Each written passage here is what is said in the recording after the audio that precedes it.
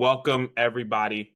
I'm so excited you're here for the 3 biggest mistakes new leaders make and how to fix them fast. Just so I know, if you don't mind, we're going to be using the chat function a little bit. If you don't mind just dropping in the chat where you're tuning in from. I know where some of you are jumping in from. Okay. There we go. Oakland, Sacramento, Fairfield. Gotcha. Yeah. Awesome. Okay. Got a little bit of Florida action out there. Awesome. Okay. So here's the reality is, if you're stepping into leadership or you're trying to level up in your current role, this session is going to give you immediate clarity and tools. And what I know is that by you choosing to attend this workshop, it's letting me know that you're hungry for growth and you already understand that you can trade overwhelm for order, confusion for clarity, and imposter syndrome for real confidence. And so by the end of tonight, like I said, you will walk away with a clear map of the 3 biggest traps that new leaders fall into and how to avoid them. And if you identify like, oh, I'm actually dealing with that right now, come off mute. Let's talk about it and let's get you on the right track.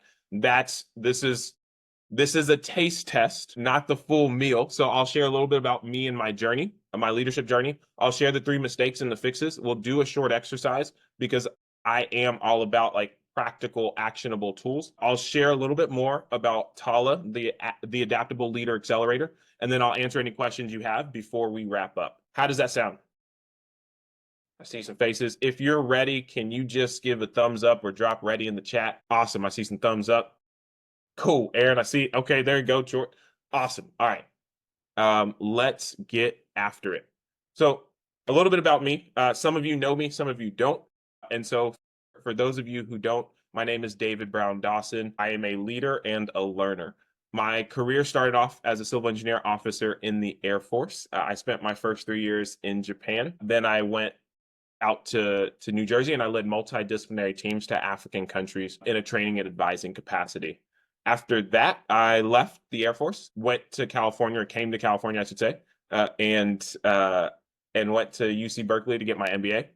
Focused on real estate finance and leadership development, and then got out, spent some time in real estate finance before going all in working with leaders and teams. So today, one, because I didn't answer the question, I am currently in Oakland, California. And 2, today I work with leaders and teams. So I help leaders and teams get healthy, improve their performance, and maximize their impact.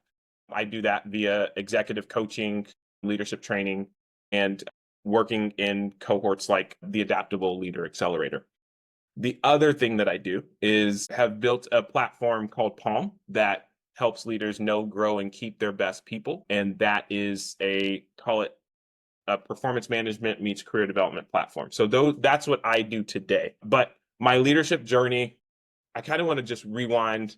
And I love this because some of you that I've known for a while have seen me in different seasons. And so I actually want to rewind this a little bit to one of my first jobs, which was in the Air Force. And so I was based in Okinawa, and I love this.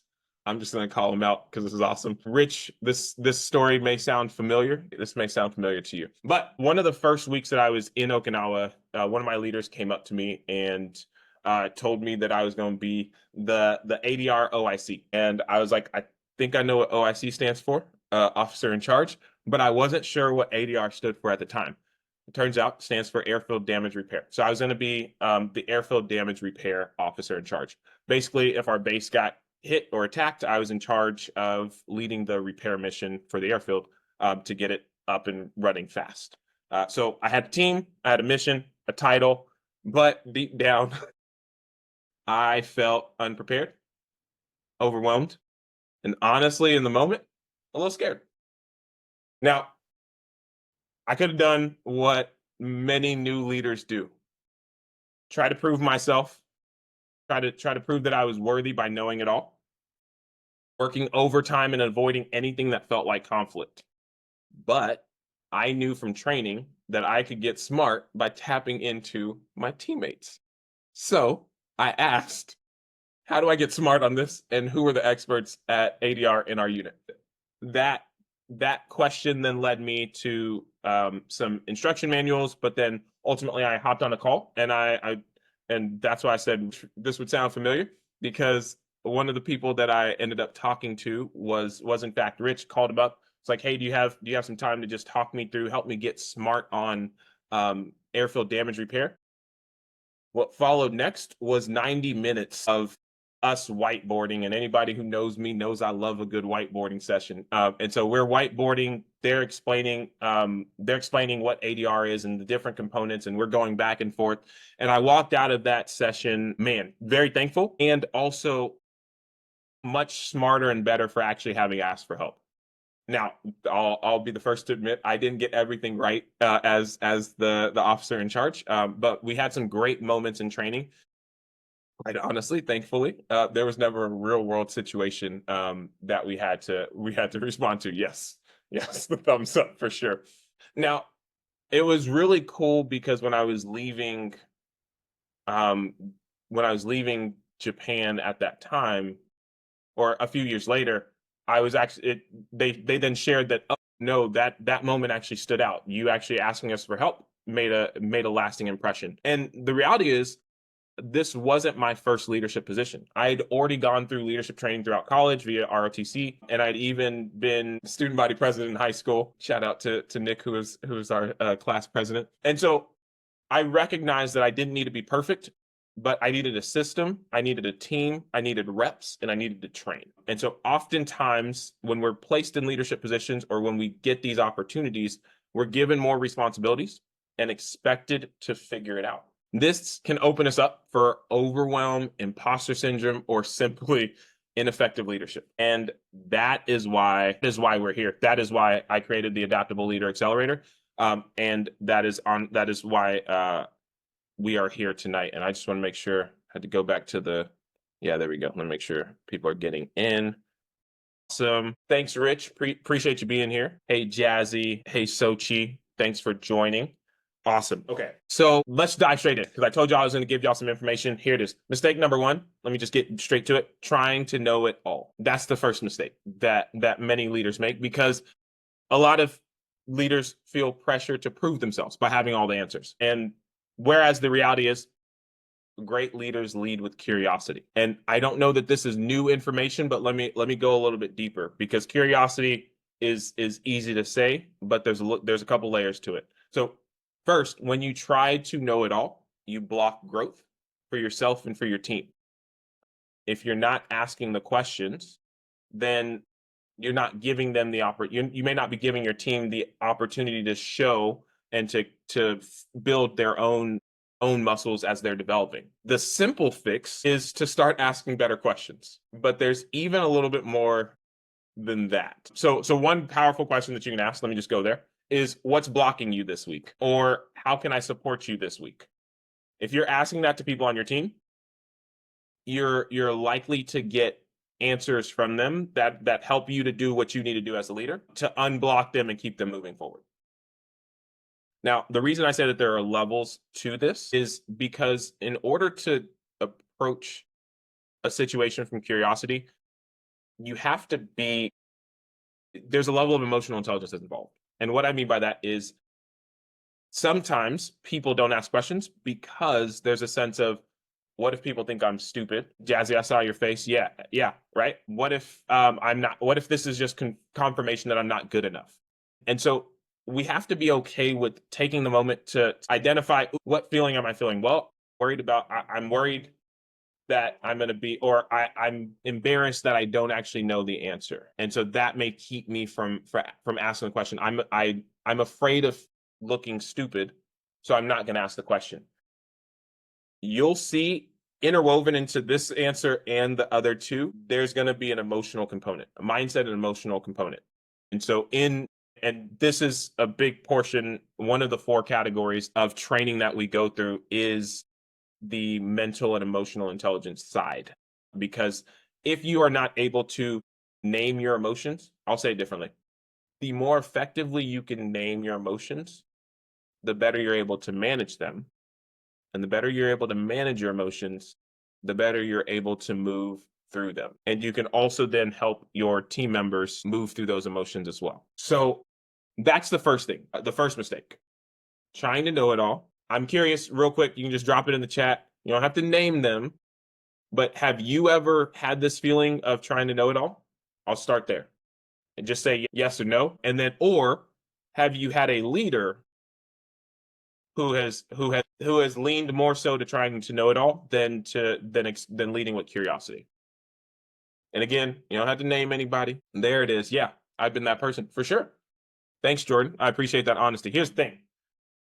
Whether you're in the accelerator or for the next 43 minutes that we're on together, like this is interactive and like this is a chance, even if you don't answer to me, I know that you're answering internally. And that's what's exciting and that's what's important. So man, yeah, Nick, both. You've been the person and you've had that. Yeah, Jazzy, great question. If our manager acts this way, I'm glad you asked that because that it's like I paid you to be here and you're sitting here because you teed up the next mistake. So real quick, let's see. Shamel definitely had a leader that wanted to know it all, and I got to see how that. Yeah, exactly. Yeah. So these, gosh, yeah, you hit two things. One is having a leader that wanted to know it all, and getting to see how detrimental that is.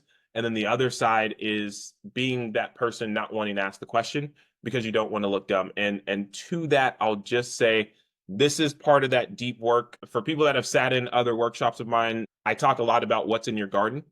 And I talk a lot about this because the more you can have interiority, like you can have that rooted confidence in knowing your abilities, your ideas, the opportunities, the gifts that you have, knowing what you want, what you love, what you fear. I'm going a little off track, but I gotta name them. So knowing your abilities, your ideas, your opportunities, knowing what you love, what you want, what you fear, and knowing your vision, your values, and your standards. This allows you to have what I didn't coin the term. I wish I had, but somebody else did. Interiority or accurate self perception. That's what I say. Accurate self perception. It allows you to then be both a leader, hold both being a leader and a learner at the same time. So you can walk forward with that, knowing, hey, in any moment I can choose to lead, and in any moment I can choose to learn. And it's okay to ask questions. And I'll tell you what, having been in the military, having been in academia, I was about to use quotes, but that's not true. At one of the top programs, the reality is there's a lot of people that still at various levels and working with leaders all in across sectors, there's a lot of leaders who will not ask questions because they don't want to look dumb. And they'd rather be ignorant or unaware or sit back and hope somebody else asks the question than leaning in to that discomfort because it is uncomfortable, or it can be, unless you flip it and you say, hey, I'm one question away from unlocking that next level. And then that then allows you to shift the way that you approach things. Yeah. Oh, I love this. Here we go. See, this is why I love this stuff, because y'all gonna learn as much from each other as y'all gonna learn from me. Let's go. Okay. So that's the first one. I want to dive into number two, and Jazzy, you teed it up.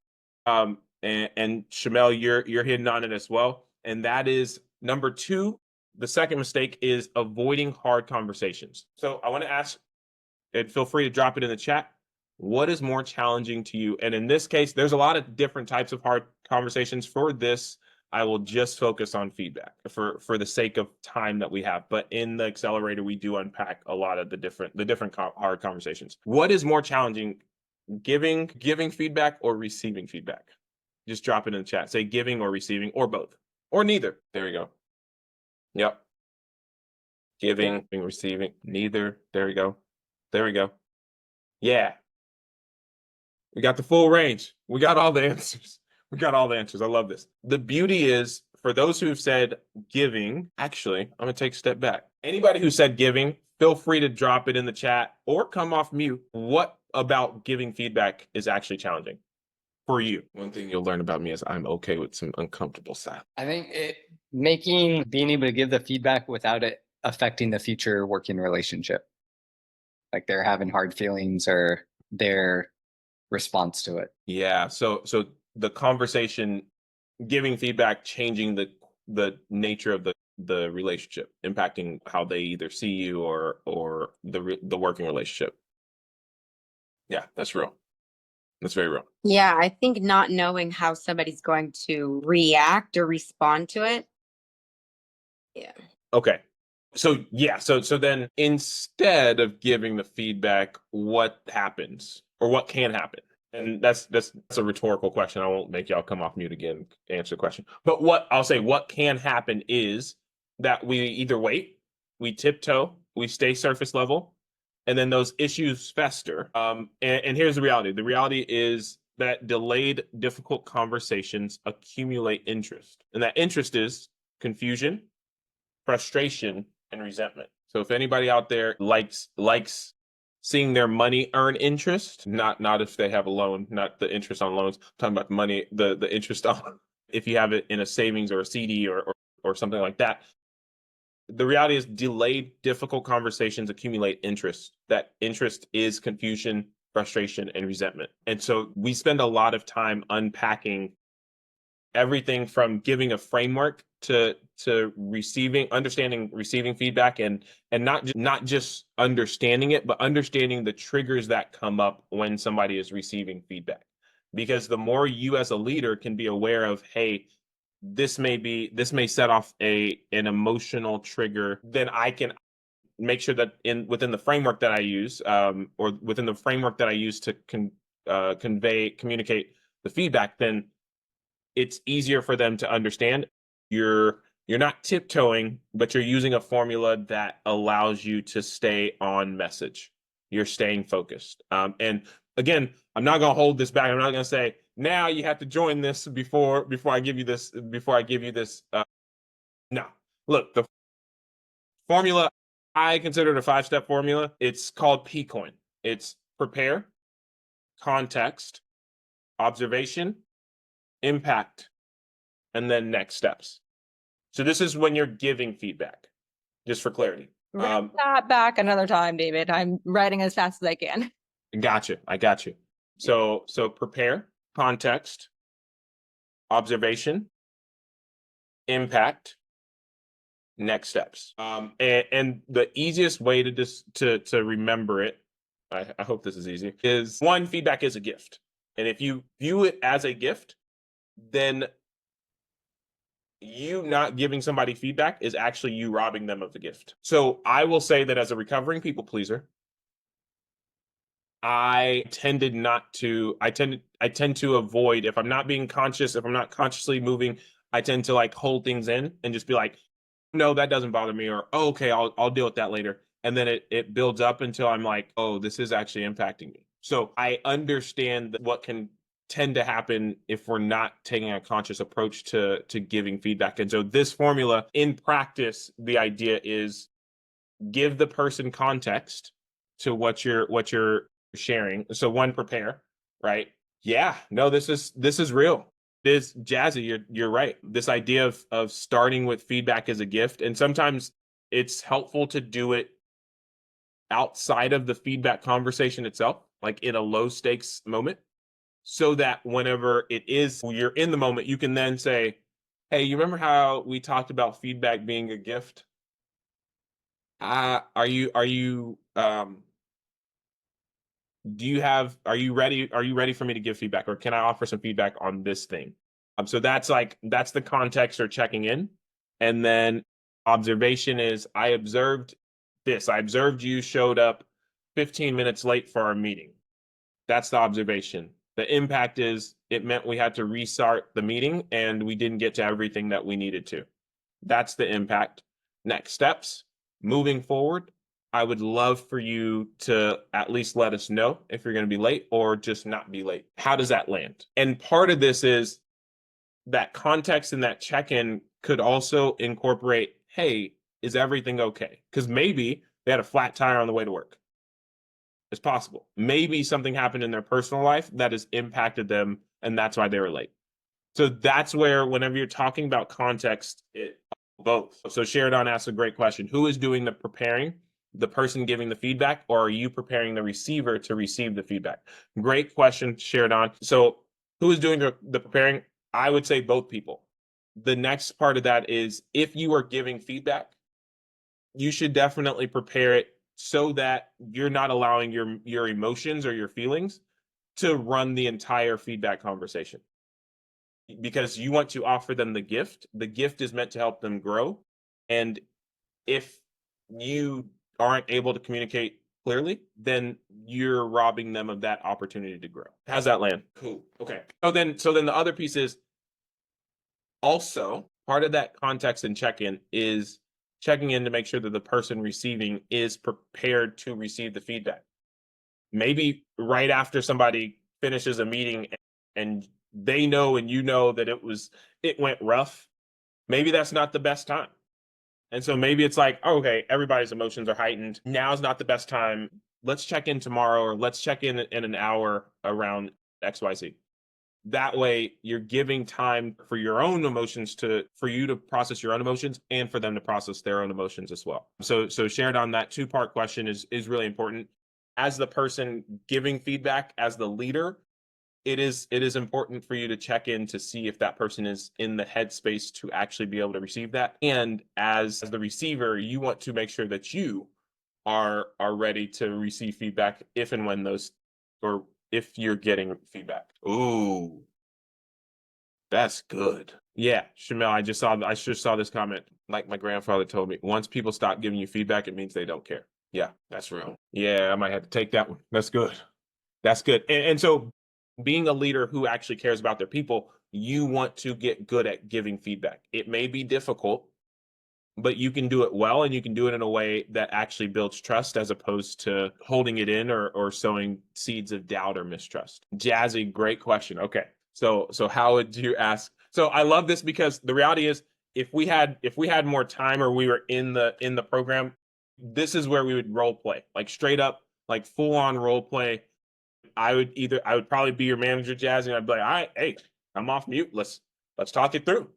In the interest of time, I'm going to come back to that. I'll just say what I will say is share a video with them on feedback. Actually, let me just be very direct. Depending on your relationship with the person, you can just tell them, hey, I sat in on this workshop around giving and receiving feedback, and it made me think, like, I know that they have these feedback triggers. I know this is mine. Hey, what's yours? Which of these three resonates with you? And if you lead with your own level of vulnerability, that will invite them into the conversation. And I'm telling you, like, whoo, you may learn a lot about somebody. Just like there are love languages, there are tough love languages. Different people receive feedback different ways. Some people you may beat around the bush, and they may hear that as, oh, I'm doing great. Okay, cool. Yeah, I'm good. It may not be until you're like, no, I need to talk to you. This is boom, boom, boom. And you meet them where they are. So there is a level of this that takes knowing the person, and it comes back to that emotional intelligence, that social awareness, and that relationship management as it relates to giving feedback. Awesome. Oh, I love these questions. Stuff gets me jacked up. Okay. So as I mentioned, there are triggers. I won't go into them, all of them now, but there are triggers that we each are more susceptible to as it relates to feedback, and that it's helpful to be aware of. All right, got to get to it. Mistake number 3. Yeah. No, Shamel, you make a really good point, and it is really interesting to see the differences across military, academia, business. Like there's differences, and then at the same time there are people. It's people, and so different people in different spaces react differently to things. So yeah, it can, depending on the context, it can be more direct in the military. Some places in corporate America, it is very indirect, to the point of it can be ineffective because it's so indirect. And so it's important to work to ensure that we're meeting people where they are. Okay, awesome. So hey, Joy Marie, great to see you. All right, so number 1, first mistake leaders make. What was it? Somebody drop it in the chat. Just want to see if anybody was taking notes. Yeah, there it is. Trying to know it all. Thinking you have to know it all. Yep, perfect. All right. And what was the one that we just covered? So mistake number 2. There it is. Avoiding difficult conversations. So good. Avoiding hard combos. Yeah, absolutely. And we keyed in on feedback, but there are other types of difficult conversations. And what we said, we wanted to just make the point of hey, you not giving feedback is robbing somebody of a gift. And there are different types of feedback. It's really redirection feedback. I want you to change something that you're doing. There is reinforcement feedback. I want you to keep doing what you're doing. Or assessment, and that can be performance reviews, OPRs, EPRs, thing where it's like annual reviews or quarterly reviews, depending on the organization that you're in. That can be more of assessment. But those are the three big buckets of feedback. Hey, I want you to keep doing something, or hey, I want you to change what you're doing, or hey, we aligned on this metric or this assessment, and now we're assessing you against what we previously aligned on. All right, so mistake number 3. Y'all ready for this one? I had to take a breath before this one. Okay. Mistake number 3 is leading without structure. Mistake number 3 is leading without structure. Okay. So a little bit of context is there are leaders who show up, they care, and they're trying to lead, but they may not actually have a structure. And so the easiest way there's a number of different ways that we could have gone, like decision making and different things, time management, productivity, different things like that. But for the sake of the time that we have today, I'm going to focus on one area, and that is one-on-ones or check-ins.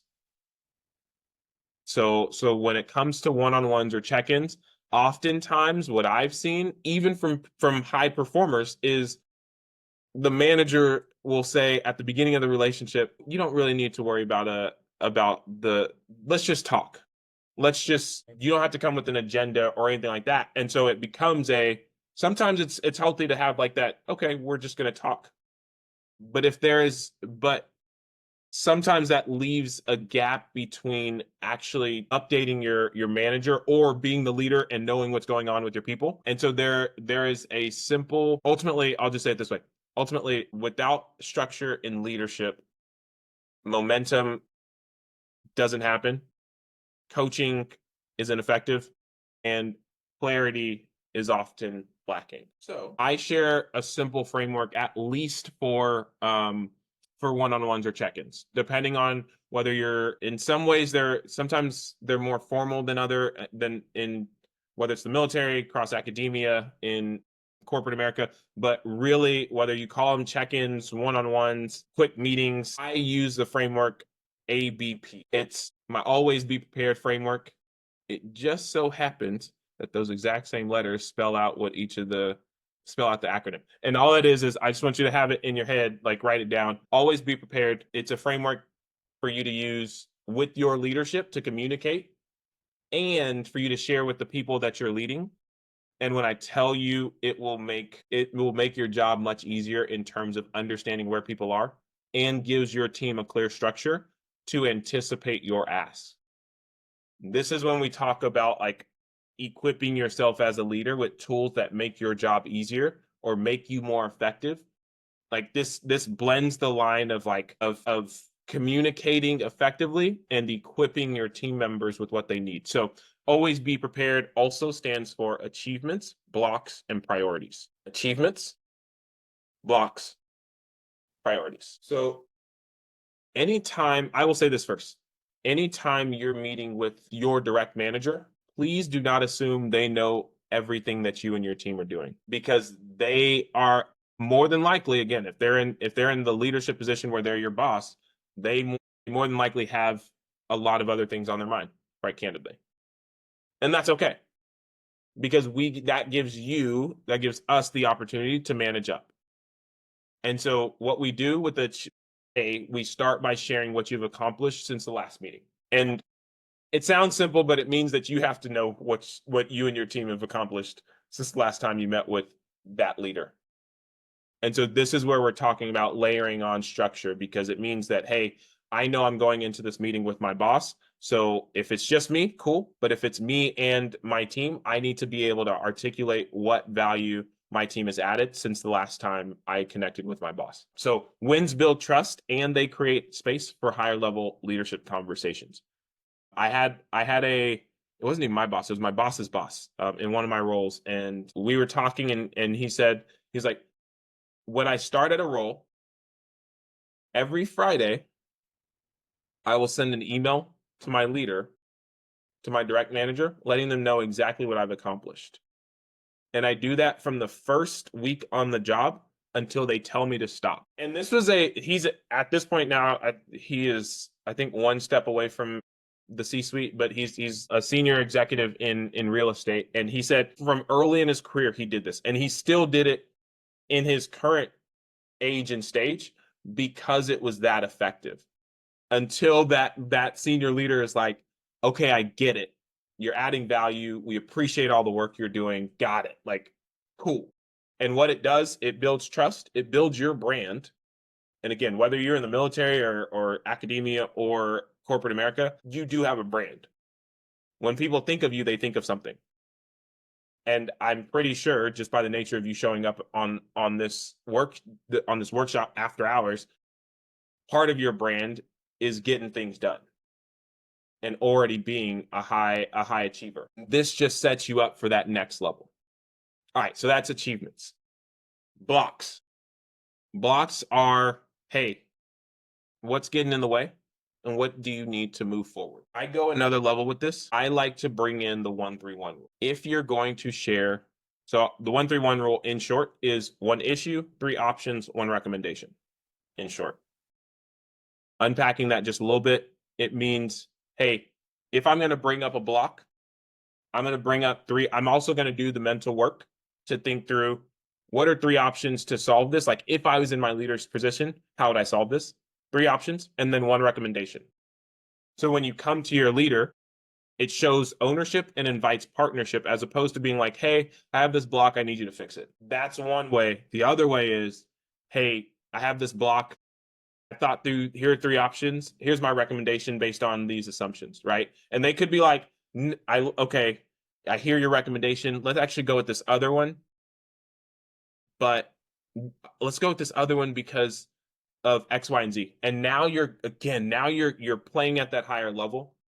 You're thinking from their vantage point, and you're getting an opportunity to show that you're building that muscle of, okay, what does it look like to lead at this level? So achievements, blocks, priorities. Priorities is coming to the table with your understanding of what your priorities are. At least come with your top 3 priorities. You can create a 1 through N list, but at minimum, come to the table with, hey, this is what I'm focused on next.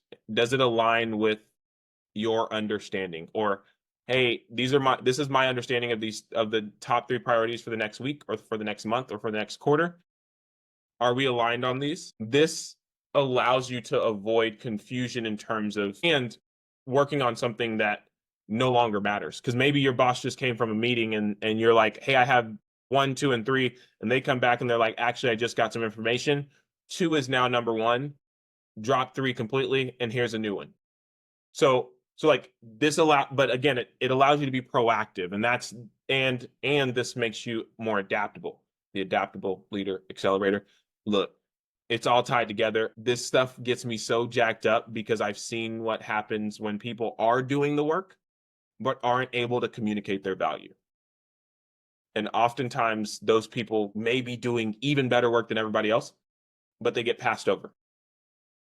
Part of leadership, part of leading at that next level is communicating. And part of that starts with communicating your value and not just your value, but your team's value and the impact that your team is having on that organization. It also allows us to shift from being reactive to intentional and proactive. It gives us clarity instead of just confusion, and it allows you to set up a cadence of consistency. Again, this is both for if you are leading a team and for whoever you're reporting to. You can use this, and I'm telling you, if you give this to your team members, it's going to allow them to come to you and be like, hey, here are my achievements, here are my blocks with some recommendations, and here are my priorities. And it adds structure, which brings tremendous clarity and allows you to move faster. I'm gonna pause there. Any questions? We've now gone through the 3 biggest mistakes. Any questions on any of those? So you said that somebody had sent an email every week to let their manager know what their accomplishments were for that week. Yeah. Okay. That's impressive. Yeah. So man, and this had worked. It worked by the very nature of looking at his career, because again, it's not just what you do, it's how you communicate your value. And so he was getting more opportunities because he knew, or because his managers didn't have to guess, and they didn't have to go and be like, hey, what have you done over? Nah, if they were in passing with the CEO or another leader, they'd be like, well, I at least know one person who I know exactly what they're doing and exactly what they've done over the last 20. One of the things that we really dial in on is the more you can solve, I learned this, I learned this from a mentor. They said the sooner you can start solving your boss's problem, if you can get to that level, you will make yourself invaluable. First, if you got to do your job right? You got to do your job with excellence. But if you can solve your boss's problem, awesome. And if you can solve your boss's problem, it's just like it's showing everybody that you're ready for that, not even just the next role, but 2 roles up. And so it's making your value undeniable. So I'm going to take 5 minutes because I want to do this exercise, and then I'll take the last 5 minutes to answer any final questions. So the exercise that I want to do is, and I'm going to shorten it for the time that we have, but it's the Admirable Attributes exercise. Almost full alliteration, not quite. It's okay. Admirable Attributes, part of growing as a leader is being able to identify attributes of leaders you admire and choosing which ones you want to adopt. And then I think what can be easier is seeing leaders you're like, oh, I never want to be like them, and then choosing attributes from them to make sure that you avoid those intentionally. And so both can be helpful for sure. For today, I want you to think of one leader that you admire. This could be a coach, this could be a manager, a mentor, a parent, or even a public or historical figure. I just want you to get somebody in your mind, and actually feel free to drop it in the chat. Why not? Let's see who you got. And again, this could be anybody. That is the first step. The second step is going to be identifying, again, for the sake of time, I'm going to say two attributes of theirs that you admire. Like, what is it about them that you admire? Is it their courage? Is it their clarity? Is it the way that they make you feel? Is it like, oh, they made me feel respected? Oh, is it their passion? Is it their communication? I want you to not just identify, oh, this person, but what attributes do you see in that person that you're like, I want to embody this as a leader myself. There we go. Yeah. Tyrone. So what are those attributes of his that you admire? Ooh. Leadership, communication, and context in communication. That third one can make all the difference. Shamel, you're making me blush. Cool. Appreciate you. What else do y'all got? Let's see. Yeah, your manager. Okay. Jordan, clear communicator, approachable, organized. You always know what's expected. That is huge. Always knowing what's expected is a game changer, and is amazing. The more that you can get that from a manager, but also become like embody that, right? Sheridan, okay, knowledge and ability to clarify complex topics. I love that. Yeah. So I know some are going to continue to drop in. Yep. There's another one. Oh, here we go. Okay. So fully present in conversations, don't seem distracted. Nice. And then situational awareness on how to prioritize meeting objectives versus emotional response and money. Aaron, high school track coach. Yeah. So dedicated for so long. Man, in it. And we were better for it. CQ Brown. Yeah. Okay. This is awesome, right? So two things. One, I wasn't going to say, but I'm going to say because I think it's important. If they don't know that you admire them and you have the ability to communicate that to them, do so. You will make their day, not just their day, you'll make their week. I kid you not. A lot of people don't actually know. A lot of leaders don't actually know the impact that they're having. So being able to hear that from people that admire them and specifics, the way that y'all have written them out, is awesome. The second part is keep these in mind as you move forward, because these are, and it doesn't even just have to be the ones that you admire, but like admirable attributes, which ones you get to consciously choose, which ones you want to embody. And this is just that first step. in actually like identifying. And normally if we do this, it's like identify 3 leaders, 3 admirable attributes for each leader. So now you're looking at 9 admirable attributes that really say something about who you are, because it's talking about what you admire. And then you get to say, ooh, how do I embody these? Do I yet? Maybe not. Okay, but I can work to embody. Awesome. Okay. That was a little bonus. I love this stuff. Okay. Let's we got 5 minutes. I want to make sure that we get out on time. We're gonna do this right. All right. So tonight, you saw the 3 biggest traps that new leaders fall into: trying to know it all, avoiding hard questions, avoiding hard conversations, and leading without structure. And so we talked a little bit about questions that you can ask for, instead of trying to know it all, leading with curiosity, asking questions like how can I support you? Or what blocks are you facing? And managing emotions that come from not knowing. Some of the deeper work is identity shift. Like, it's truly identifying yourself as both a leader and a learner, so that if you don't know something, it's not breaking your identity to go and ask somebody. It's like, all right, I'm going to embrace my curiosity and go learn, because it's just going to make me a better leader. Avoiding conversations, it's managing those immediate emotions that come from having to give feedback, and then having a system, a framework to give that feedback in a way that maximizes the likelihood that it will be well received. The reality is, we can't control how somebody actually receives feedback. We can't. But we can do our best to present the gift in the proper package. And that leads to some trust and psychological safety. That is huge for teams. And then leading without structure, man, we just talked about that, and wanting to have, at least for one-on-ones and check-ins, having a framework in place to always be prepared, framework to be able to use that. Here's the reality. Got to spend 2 minutes. This, like I said at the top, this was a taste. This was a taste of the Adaptable Leader Accelerator. Actually, I know this. I imagine my energy is coming through the screen, because this stuff jacks me up. And I would be honored if any of you, some of you on the call already have, but if you are excited, if this stuff resonates with you, I'd love to invite you into the Adaptable Leader Accelerator. It's a 10-week experience. It starts next week, and it's designed to help you stop second guessing, start leading clearly, and grow fast. What we just did is just a taste. Each week, it will be 90 minutes.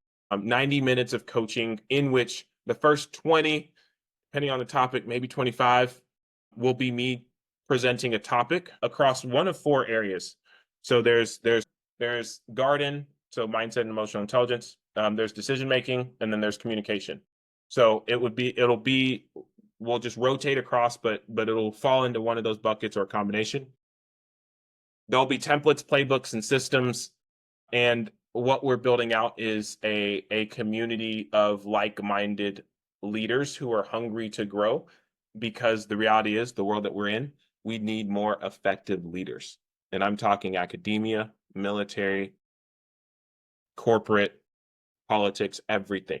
We just need more effective leaders in our families. So if you sign up within the next 48 hours, and all you have to do is shoot me a message, just DM me on any of the platforms, or shoot me a text or an email, you'll also get a bonus 30-minute one-on-one lead elite session if you book within the next 48 hours. With that, we are right on time. I'm more than happy to answer any additional questions before wrapping up. I feel like one of those presenters where it's like, in the middle of the sermon, just awesome. Okay, so I'm going to drop to yes. Oh, thank you, Tyrone. You asked the best question. Yes, there is a cost for the 10 weeks. It is $1,000. I'm just be very straightforward. It is $1,000 for 10 weeks. Some people are leveraging their learning and development dollars, or if they get them from their organizations, awesome. If you need a little bit more time to figure that out, just shoot me a message. Yeah, but that is happening as well. I will drop one link here, and that is, some of you may have already seen it, but want to just make sure that you have it. It has just a little bit more information on the program. And then from there, feel free to, let me make sure I have it.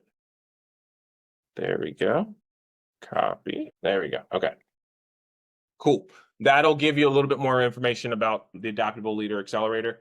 Again, feel free to connect with me and message me if you're wanting anything. And then lastly, David at leadcomgym.com is my email address. Awesome. If no other questions, I appreciate y'all being on. Man, this is awesome. I love doing this stuff. The last thing that I'll say is there are two kinds of leaders, the ones who wait and the ones who train so that they're always ready. Tala, the Adaptable Leader Accelerator, is all about the second kind. And that I'm excited to work with y'all on the inside. That appreciate y'all being on. I think maybe Austin may have just added a quick message, but yeah, I will say I saw the message that Austin sent and I was like, wow, I need to keep this in my back pocket because this is a brilliant message. And anyway, and yeah, love this. Feel free to connect with each other because this is also this is what the benefit of the program will be, is connecting with other leaders. With that, I'm going to stop the recording and go ahead and close out.